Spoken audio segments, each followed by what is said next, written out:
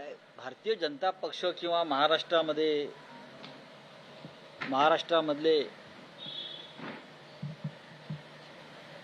जे सत्ताधारी आहेत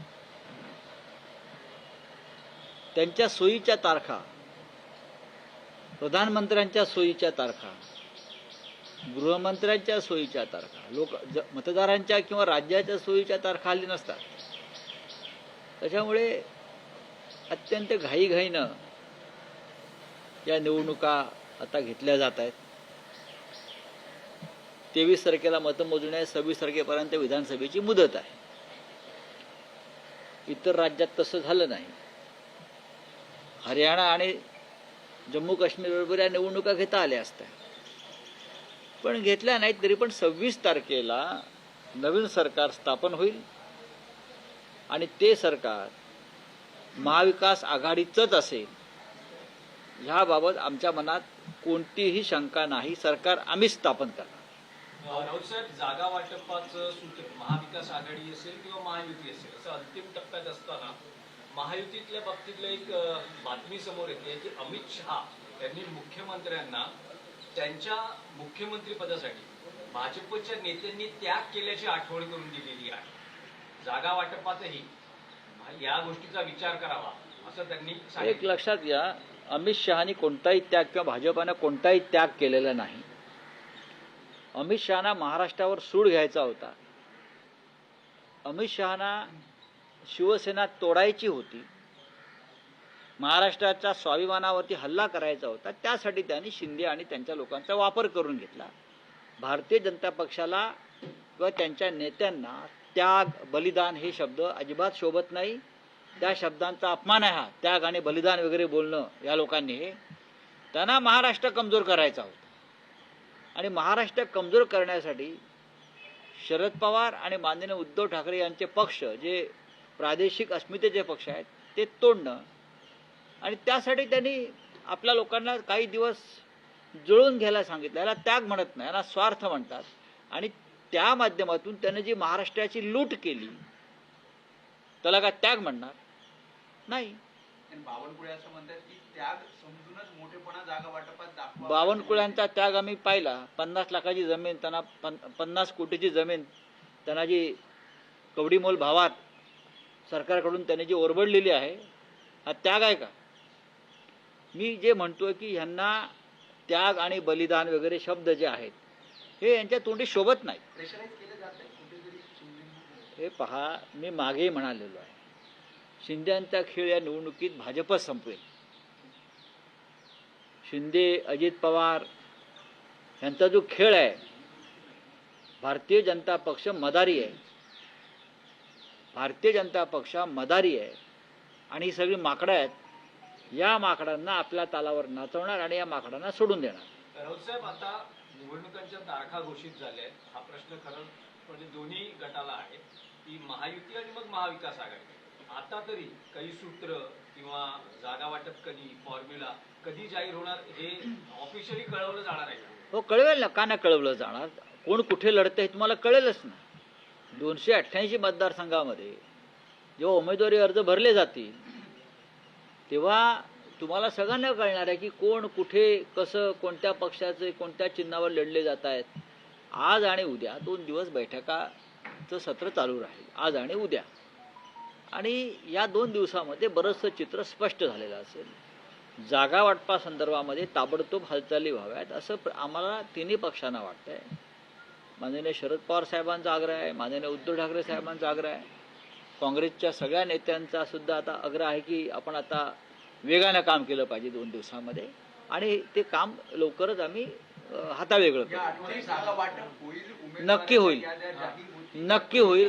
बघा, असं आहे की ज्या पद्धतीनं निवडणूक आयोगानं निवडणुकीचा कार्यक्रम जाहीर केलेला आहे, आता तारखा जाहीर केल्यावरती आता आम्हाला उमेदवारांसंदर्भात आणि जागा वाटपासंदर्भात ज्या चर्चेला ब्रेक लावावंच लागेल. राऊत साहेब, ऑफिशियली कधी पत्रकार परिषद घेऊन कधी घोषणा केली जाईल याची तुम्ही आज माझी माननीय शिवसेना पक्षप्रमुख उद्धव ठाकरे यांच्याशी चर्चा होईल. माननीय शरद पवार साहेबांशी चर्चा होईल. काँग्रेसचे नेते आमच्याबरोबरच आहेत आज, आणि मग आम्ही तिघे मिळून कोणत्या दिवशी ही जागा वाटप जाहीर करायचं, पण ते आता लवकरात लवकर करावंच लागेल. किती काळ आता तुम्ही थांबणार आहात? करू ना. सर 30 ते 35 दिवसाचाच वेळ पुरतोय, मग यामध्ये उमेदवारांना हा वेळ पुरेसा आहे का? आमच्या उमेदवारांना हा वेळ पुरेसा आहे. आम्हाला काय पैसे वाटायचे नाही आहेत, आम्हाला काय पैशाचं वाटप करायचं नाही आहे. ज्या पद्धतीनं समोरचे लोक करणार आहेत त्याच्यामुळे आम्हाला प्रचारासाठी आमचा प्रचार हा झालेला आहे. महाराष्ट्राच्या जनतेनं गद्दारांना धडा शिकवण्याचं ठरवलेलं आहे. हा आमचा प्रचार आहे. हे गद्दारांचं बेईमानांचं सरकार या राज्यातून घालवायचं आहे, हा प्रचार पूर्ण झालेला आहे. हे खोकेवाल्यांचं सरकार, महाराष्ट्रावर अस्मितेवर हल्ला करणारं सरकार आम्हाला घालवायचं, हाच आमचा प्रचार. आता नवीन प्रचार आम्ही काय करतोय? भ्रष्टाचारी सरकार. राऊत साहेब, पण महाविकास आघाडीत तुमचे जे इतर अन्य मित्र पक्ष आहेत ते समाधानी नाहीयेत. त्यांना ज्या जागा हव्यात किंवा ज्या संख्येने जागा हव्यात त्या त्यांना मिळत नाही. महाविकास आघाडी, कोणत्याही आघाडीमध्ये कोणताही पक्ष पूर्ण समाधानी नसतो. शिवसेना आणि भाजपची 25 वर्ष युती होती. दोन्ही पक्ष कायम जागा वाटपानंतर असमाधानी होते. पण जेव्हा युती किंवा आघाडी होते तेव्हा प्रत्येकानं आपल्या भूमिका, आघाडीतल्या भूमिका मान्य करून समाधान मानायचं असतं. आचारसंहितेच्या अगोदर मोठ्या योजनांचा पाऊस या ठिकाणी पाडण्यात आला. वाटतं मतदार यंदा कशा प्रकारे संधी त्यांना मिळणार आहे? मग हा कोरडा पाऊस आहे. ढग गडगडले पण पाणी कुठे? टोल माफीच्या संदर्भात जो निर्णय झाला तो सगळ्यात मोठा घोटाळा आहे. म्हणजे ज्या टोल कंपन्यांचं जे कॉन्ट्रॅक्ट झालेले आहेत, जी मुदत आहे त्या मुदतीआधी टोल माफी केल्यामुळे त्या कंपन्यांना शेकडो कोटी रुपयांचा परतावा करावा लागणार आहे. बरोबर?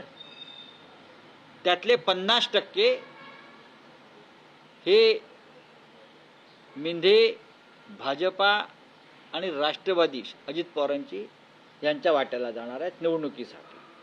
हे एक पडद्यामागचं एक सूत्र ठरलेलं आहे. राज्याच्या तिजोरीतून हे पैसे आता त्या टोल कंपन्यांना द्यावे लागतील अशी माझी माहिती. राऊतसाहेब, आचारसंहितेपूर्वी अगदी शेवटच्या क्षणी 7 आमदारांचा शपथविधी, विधान परिषदेच्या आमदारांचा शपथविधी पार पडला. हे बेकायदेशीर आणि घटनाबाह्य आहे.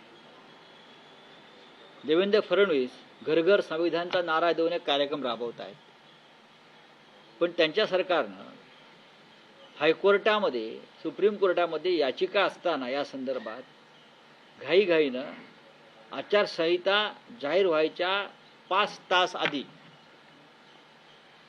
जो निर्णय घेतला 7 आमदारांना शपथ देण्याचा, तो घटनाबाह्य आहे.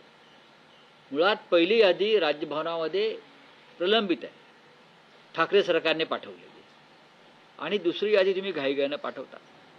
ज्या कारणासाठी तुम्ही आमची यादी थांबवली, प्रत्येक जो सदस्य होता, जे नावं होती त्याची चौकशी करण्यात आली, त्याच्यावरती काय खटले आहेत काय नाहीत, अमुक आहे का तमुक आहे का, आधीच्या राज्यपालांनी केलं. मग ह्या 7 आमदारांच्या संदर्भात त्या शपथ दिली, त्यांच्या संदर्भात राज्यपालांनी कोणती विशेष माहिती घेतली? हे सगळे राजकीय कार्यकर्तेच आहेत, धर्मगुरू आहेत ना. त्यातले एक सदस्य जे आहेत इद्रिस नायकवाडी, त्यांचा इतिहास काय आहे? त्यांनी वंदे मातरमला विरोध केलेला आहे. त्यांनी सांगली महानगरपालिकेमध्ये वंदे मातरमला विरोध केलेल्या या व्यक्तीस तुम्ही राज्यपाल नियुक्त आमदार करता.